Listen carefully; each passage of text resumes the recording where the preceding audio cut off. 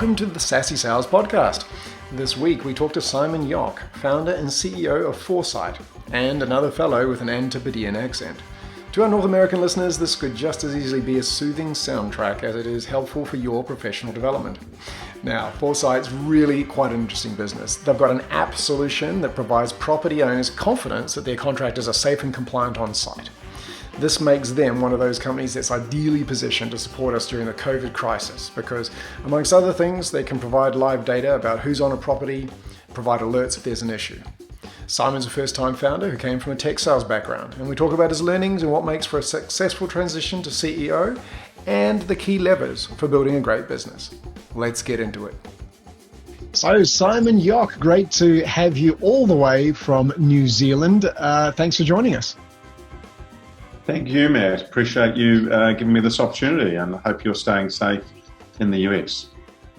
We are, and to you. One of the favourite anecdotes I like to give in our training about New Zealand and Australia, you'll be vintage enough to appreciate as we think back to Robert Muldoon, who said, every Kiwi that emigrates to Australia raises the average IQ of both countries. Do you remember that one?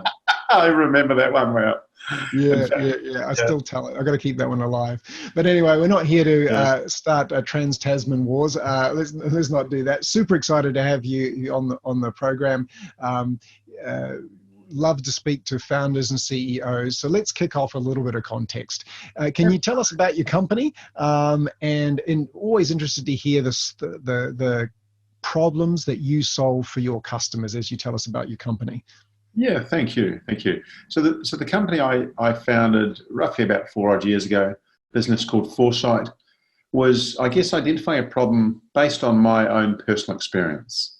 So my personal background, I guess, in terms of work life, spans two main domains. One, a technology evangelist selling technology, and two, a dabbler in the property industry. And combining both of those, when I look at the property industry specifically and people in the business of managing property, there are a number of key challenges.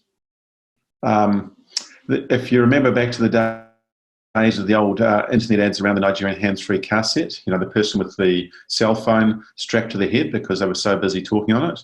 Yeah, I do sometimes suspect that was made for the property managers.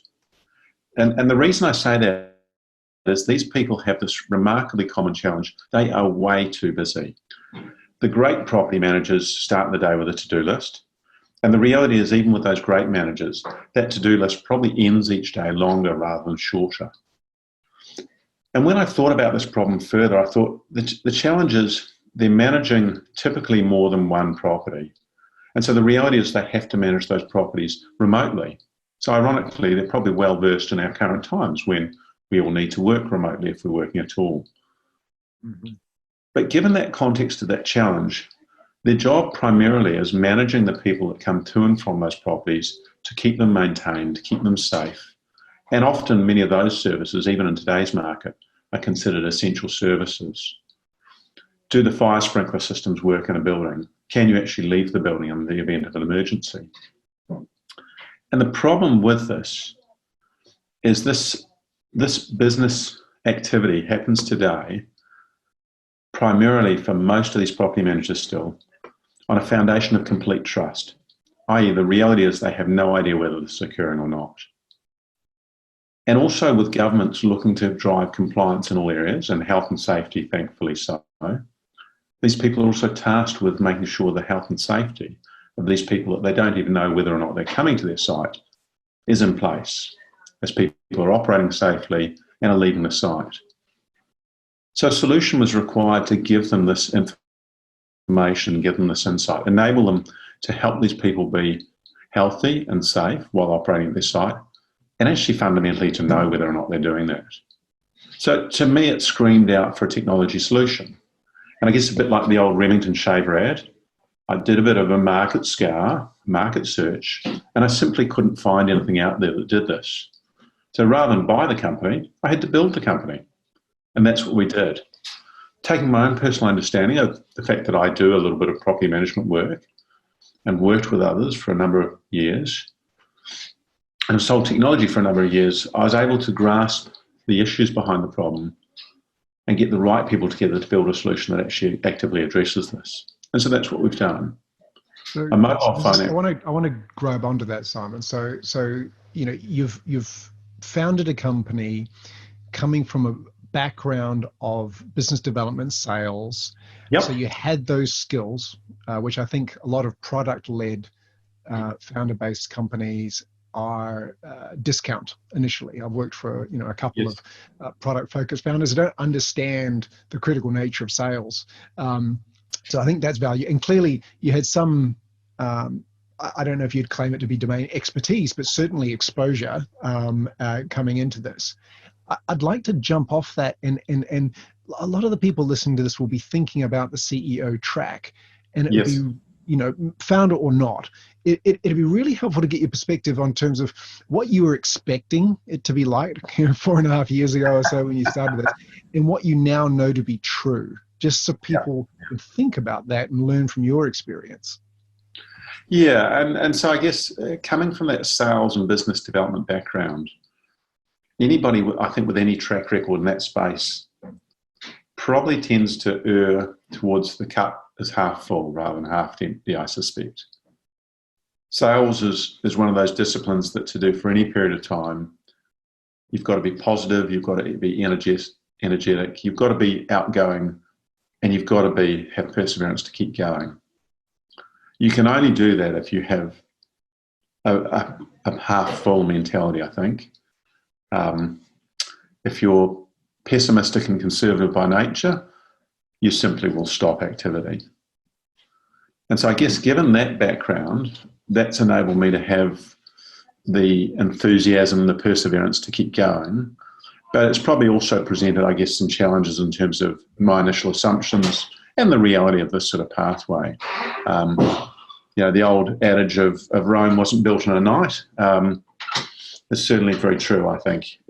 There's always, with even the best planning in the world, there's always plenty of unexpected surprises.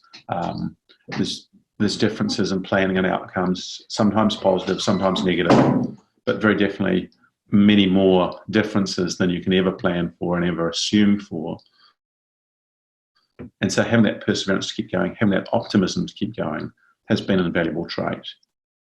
It's really interesting that you say that, because of course we interview reps looking for resilience, grit, the ability to persevere through difficult times, and my first business was in New Zealand.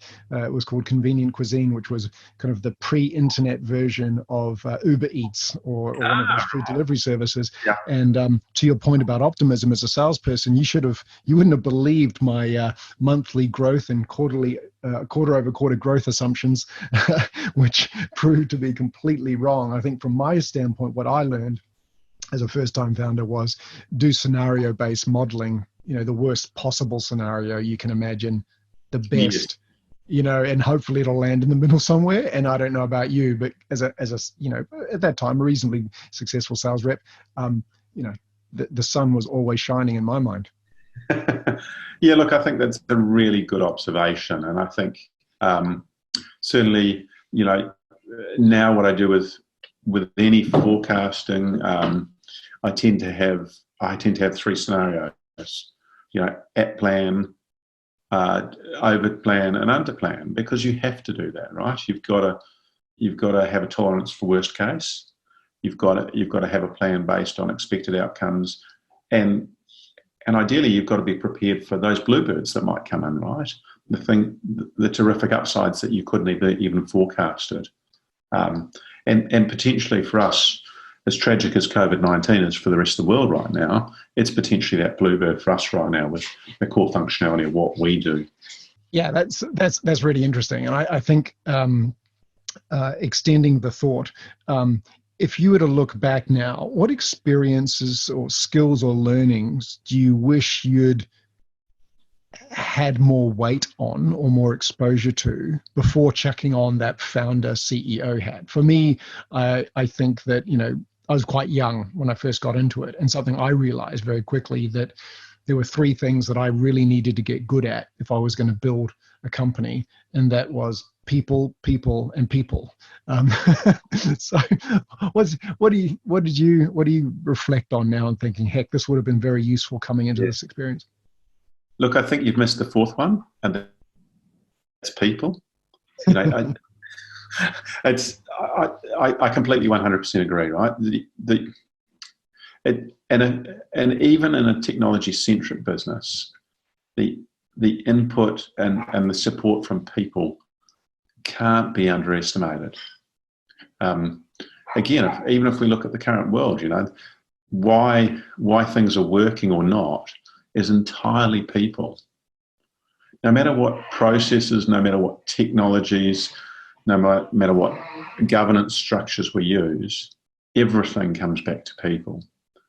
And I think the only skill that a CEO actually needs mastery over is actually the enablement of people. The CEO, to my mind, is the chief enablement officer. I remember someone else, and I did like this description, calling it the chief enthusiasm officer. The reality is that the CEO is the coach, right? The CEO, the best CEO in the world, finds the absolutely best people that they know have more knowledge, more skill, more mastery of all those different component disciplines that actually fundamentally make up a business. Be it the financial management, be it the marketing management, be it the sales management and execution, be it the product management and execution. And they simply enable those people to be the absolute best they can. So coming back to what I wish I'd done, I wish I'd been even more of a student of the world and even more of a student of people. I don't, when I think back on this, I think, would I like to have gone to university and done more courses? No, I don't think so. Would I have liked to have understood psychology more, and do I still try and do that? Absolutely. And that's just by engaging with people, right? The greatest teams actually, they recognise that if it's a sports team, that person might be called the coach or the CEO actually is just an absolute trusted confidant they can go to, and that they can tell them what's happening, good or bad. And if it's good, that person will praise and reward them. And if it's bad, that person will help them to figure out what can they themselves actually do about the situation. And if they... I think that makes a ton of sense. And, something that I'm observing Silicon Valley doing very well these days is recognition of the fact that the first-time founder or CEO doesn't have all the answers. And completely consistent with your points, if they're going to be the chief enablement officer, they're a conduit to information, to ideas, to be a good coach, to be asking those open questions and then making connections to people who help where they need to. But then what Silicon Valley is doing very well is recognizing that CEO needs a coach as well. Where's their support group? Because to your point, if I'm the chief enthusiasm officer at a moment like this, and we're speaking right now in the middle of the COVID situation, how do I maintain my mental state when I'm not sure what to do next? And that's where I think these CEO peer networks are very valuable. CEO coaches are very valuable. Now, in your path, in your journey, have you been able to secure a mentor or coach or a peer group network that you can have those candid conversations with? I have at times in my career prior to this role and during this role, I've had mentors. And right now, actually, fundamentally what I have a member of the board who primarily that's actually his role. He is the mentor, because I think regardless of whether you're a first-time founder or an nth-time founder, actually that still holds true. The more self-aware you become, the more actually, the more you know what you don't know, right? The more you know actually whether you've got genuine mastery of any discipline within business. And certainly no one has full mastery of understanding people. And I think, genuine enablement also means actual genuine integrity and honesty. And whilst I like that tag, the Chief Enthusiasm Officer, I think it's not exactly right because the reality is even the greatest leader and coach, even with the best mentors in place, will still have those doubts, will still have those moments of not being enthusiastic. And in fact, the greatest thing they can do for their team is they can be open enough to share that as well, right? Because particularly when you look at something like today, actually, how many of us foresaw this? And I'll be honest, I came back from London on the 9th of March. I was in London that Monday to Friday, the 2nd to 6th of March, walking around London. And there was no way I had my head around understanding what COVID-19 means. For me, the realisation of what we're dealing with, I think I'm starting to understand now, but I'll be perfectly honest, by no means do I fully understand at this point. I think the reality is just about no one on the planet still does. I think even these health specialists and pandemics, they're still grappling with what this thing means. Yeah, no, 100%. And I'm just glad to hear that you made it back because New Zealand shut the borders. So that's good. But yeah. The way I think about it and listening to what you say is, one of our claimed development areas might be, or areas where we've developed perhaps, is our ability to acknowledge that we are increasingly conscious of our incompetence the older we get. And it is a skill. I think it's a valuable skill to know what you don't know, and also recognize that as CEO founder, you don't have to know, right? That's right. That's the thing. And I think, and some folks listening to this are still going to be in sales leadership positions. And one of the things we always talk about is that you mustn't think that you need to be the best salesperson in the room, because if you're doing your job properly, you're hiring people that are better than you at that functional area. You must be, right? But also allowing them to be human, and also not placing that expectation on them that they know everything, right? Because otherwise then you get all the bad behaviors in sales, right? You get, things are fine when they're not actually, right? No, it's all on track, but actually they forgot to share the details of something that's not on track. You get sandbagging, you get all sorts of characteristics that actually, if you've got a genuinely open environment where you start first from that recognition, we're all humans, we're all trying to do our best, we're not perfect, we never will be, but we're striving to improve, then there will be challenges along the way. There'll be unforeseen events, there'll be positive outcomes, there'll be negative outcomes, but there'll be a genuine intent to improve. So something I wanted to talk to you about is this idea of a bit like Tim Ferriss's thoughts on most skills or abilities. There's the 10%, the 20% of things we do that actually really move the needle. And if you think about, and the rest of it's kind of noise, and we don't realize what's noise and what's signal. But I always think about the time he decided he wanted to be a world champion tango dancer, and he figured it out in 6 months and got world ranked. Like, just because he sat down with it and said, look, like, forget how we normally learn this stuff. Just tell me what I absolutely have to be excellent at, and let's do that.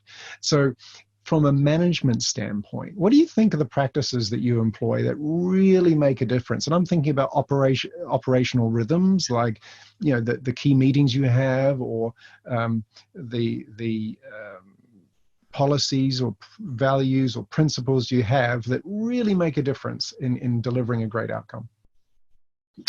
So I think firstly, I guess I try and limit the number of meetings I have. If a meeting doesn't achieve a purpose or an outcome that's really useful to everyone attending, then it probably shouldn't have happened. I've worked in large corporates where you get judged on your performance and effectiveness by the volume of meetings you have. Well, that's the wrong way to go about it, right? It's the quality of meetings, not the volume. So my first principle is if I'm going to have a meeting with someone, do it because there's a specific necessary benefit to actually not just me, to every single person in that meeting, right? Don't have a meeting for the sake of a meeting. Can I ask you this? I have a principle that I put into a couple of companies that I worked for when I was actually employee, where I said, look, here's the culture. If I'm in a meeting, and I want you all to feel the same way, if I'm in a meeting and 3 minutes into it, I realize that I can neither contribute nor need to be here to take away the output, then I'm allowed to leave. And, Yes. and the culture was I could literally 5 minutes into, oh, do you know what? I don't think I have any value to add to this meeting, so please excuse me. And that was okay. I don't know many people that do that. No, I don't either, but I think it's exactly the right sort of principle, right? It's the thing about humans, right, is we all, just about every single one of us, without exception, has skills and actually has something fundamentally innovative or different or valuable about us. And it's enabling people to maximize those, right? To your point about Tim Ferriss, it's enabling people to have the ability to focus on what is their 20%, or maybe it's 10%, or maybe it's 30%, or maybe it's 2%, and do that as much as possible. And so that comes back exactly to that meeting philosophy, right? If you're in a meeting but you're not contributing because you don't have anything to contribute, don't be in the meeting. If you're doing work because you're tasked with a volume of output, but actually fundamentally there is no value in that work, why do that work? 100%. So switch gears for a second for me. What are the key things that you look at as the top executive of your company that are really critical to making sure things are on track? Like what are the key inspection points that you have? And what I'm thinking about here is, it could be weekly numbers you track, or that sort of thing. Yeah. So we look, certainly in terms of our sales team, we track the weekly numbers. We track the weekly numbers around our sales velocity of opportunities, our conversion of meetings to customers, our conversions of lead nurturing to opportunity. So we do take a scientific approach to that to figure out if we're dealing with the right people. If our conversion rate is diminishing, then actually maybe some of these new prospects we've been dealing with, we don't have the right value equation for. So stop targeting that segment. And so we segment our markets we operate in. So we primarily operate in about 2 or 3 countries. We segment those markets within those countries between type of prospect and size of prospect, and issues of problems, and desire to resolve those problems. And therefore, if we're dealing with the right people that identify those problems and want to resolve them, then we'll have a higher conversion rate. We'll have more value to them. So the opportunity will progress. But also another thing we do specifically is even coming back to onboarding people in the company. One thing I do, and I encourage everyone on the team to do, any of the hiring interviews I'm involved with, is I push it back to any of our shortlist candidates. If they've applied for an opportunity to work with us, why have they done that? How does that align with who they are today, who they want to be, and where do they see that opportunity taking them within the next 2 to 3 to 5 years? To try and identify that personal connection with what's their 10%, what's their 20%, what do they actually fundamentally want to do that's going to give them purpose, going to give them inspiration, and where, to be perfectly commercially minded, where they're going to add value, right?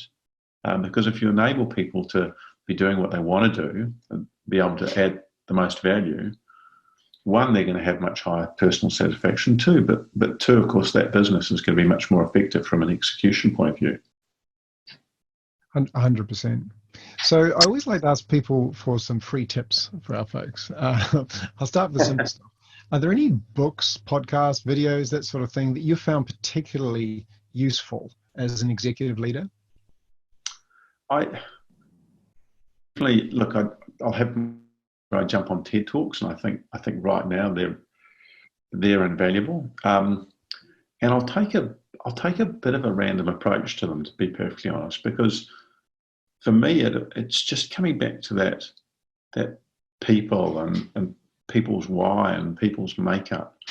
And I find TED Talks, if you can grab different ones at any particular time, you'll get a new viewpoint. Some will work, some won't, but the chance of maybe picking up something new, a bit of a different perspective, something unexpected, and therefore, helping with that, identifying, hey, actually, I didn't know about it. I can't be the master of everything, but I maybe actually need to be cognizant of that. So that's definitely a helpful resource for me. I read books on economic cycles. I read books on history. I don't read as much as I'd like to. I certainly try and avoid the regular press as much as possible, because I have a bit of a cynical viewpoint about their unbiased presentation of information. I think they present information for the purpose of selling information rather than for reporting on what's occurring. So I think that's a source of misinformation. So those would be my 3 tips. A bit garbled, but... No, that's really helpful. It's interesting, when I was early in my career selling enterprise for a company that doesn't exist in its in the same form as Electronic Data Systems, for those of you who don't know, became Hewlett-Packard Enterprise, which was a business process outsourcing, technology outsourcing company. And we would deal with all sorts of industries. And something I did as an enterprise rep was make sure that I just read broadly about each industry, things that technology salesperson you would never learn. So to this day, I'm still quoting supply chain and logistics theorists around the theory of constraints, and I've actually applied that to my sales process. So I think it's great that you recommend TED, because the TED Talks expose people to a wide variety of thinkers, right, on different topics. That's great. And I think to your point, it's that knowledge varies markedly by level, right? So if you see yourself as being a sales professional for your entire career, and if you see yourself as being a sales rep, a sales executive, the person that does the deals, then I think that's right. The reality is, at some point you will filter into an area where you will focus either at an enterprise level or a segment of the market. And so that's where your domain of mastery needs to be. If you're going to be a sales leader, then it's probably the motivation and enablement of those salespeople, and understanding how salespeople typically probably do specialize over time. But if you're, as an executive leader or a general manager, it's got to be that breadth of people, right? It's got to be that sort of stuff. It's actually, you're never going to be a domain expert ultimately in anything other than potentially maybe somewhere towards people over time, right? Got it. So as we come toward the end of our time today, we've talked a lot about the importance of focusing on people, understanding, supporting, enabling. Are there any other professional or personal philosophies you think might be helpful for people to think about outside of what we've talked about on people to round out our conversation? I think, I suspect most founders have, regardless of whether they come from a previous sales background or a product background or an innovation background, whatever background, the fact they became a founder, they probably start from a bias towards optimism and enthusiasm rather than being conservative. And, to your point about that first venture you started and over forecasting, I suspect the vast majority of startups, no matter where they end up and no matter what stage they're at, they've had a history at some point of over-promising and under-delivering. Because the reality is, without that, probably most of them would never have even started anyway. And so I think if I could take any other learning, it would be that actually you're going to make mistakes along the way. You're going to get things wrong. You've got to acknowledge them. You've got to move on, but also try and learn from them too, right? You can't be repeating the same mistakes time after time. Otherwise, you're not showing that personal growth yourself. And again, for the team, that demonstration of that openness to acknowledge your own mistakes you have made and are going to make, but you're going to try and avoid making the same mistakes is the best way to lead and encourage others. Wise words, really appreciate it. Simon, Yock, thank you so much for being with us today. It was really a great chat. Looking forward to sharing this with our aspiring founders and our new founders. Really great having the time with you. Thank you.